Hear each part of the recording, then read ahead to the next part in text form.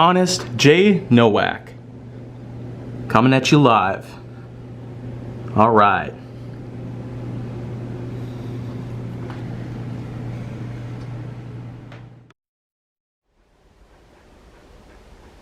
A pleasure to meet y'all at last, and welcome back to Honest J. Nowak Graphix.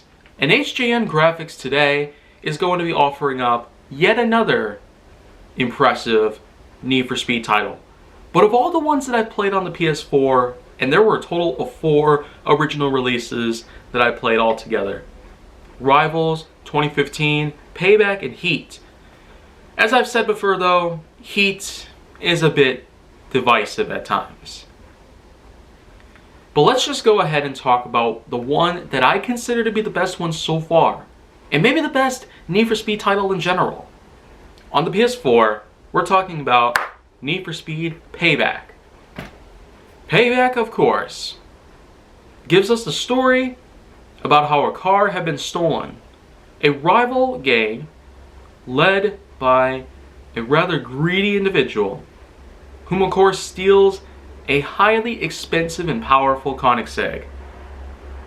And then of course, we certainly cannot forget that the main protagonist is forced to work with the same person who actually owns the Koenigsegg after it was stolen for quite a while, before eventually taking back onto the roads, starting off in a crazy little old roadster, but then working all the way to the top, working with a group of friends whom of course work under different types of engine classes and other types of terrain classes.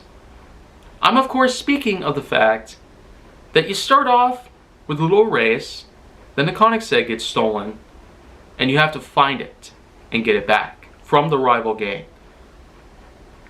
This game really does have quite an impressive story put together. But how about everything else? How about the types of cars that are put in this game? Like the Camaro, the Challenger, the Charger, and we also certainly cannot forget the many other things about cars in general. From the Acura NSX to Lamborghinis, Ferraris, and quite a few other things. All the way up to the very last car, the Koenigsegg itself. Which of course you use to your own advantage to defeat the rival gang once and for all.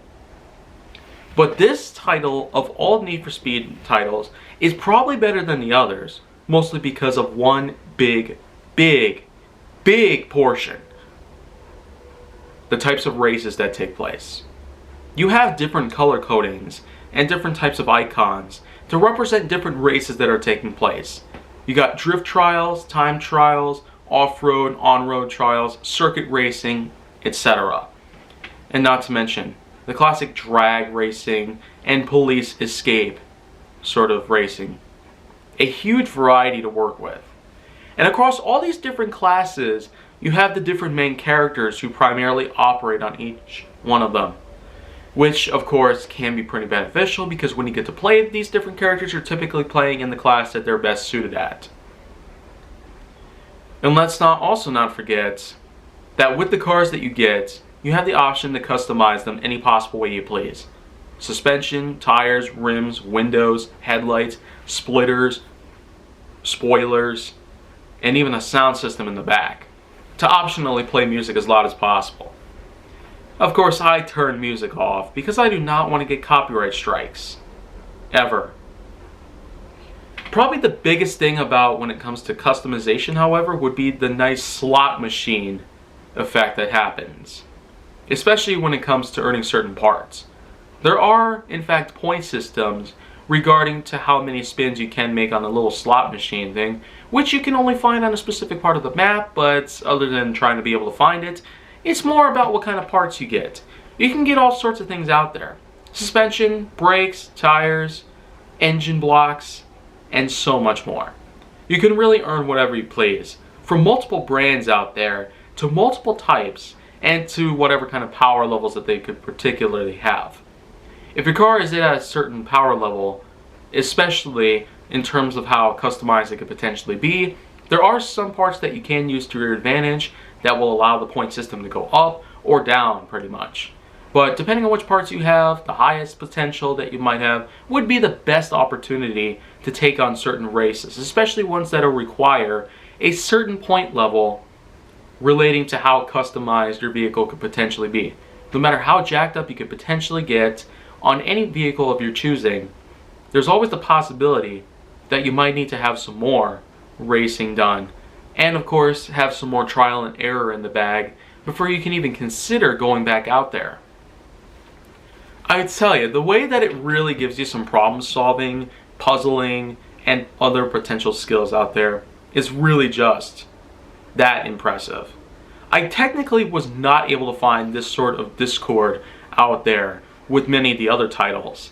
But when it comes to Payback entirely, I feel like I'm really looking at something right here. Something that not only has a rather intriguing story with a plot line unlike many others that I've seen before.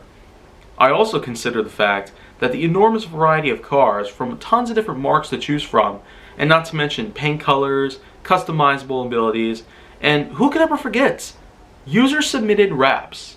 As I mentioned in Heat, there were some occasions where I was able to make some rather impressive references to most pop culture. Like when I got a Mercedes G-Wagon and I applied a Jurassic Park theme rap to it. After all, Mercedes-Benz was like the big-time car-based sponsorship to the Jurassic Park films. And even to this day, we can't help but notice that there are Mercedes-Benz cars all around.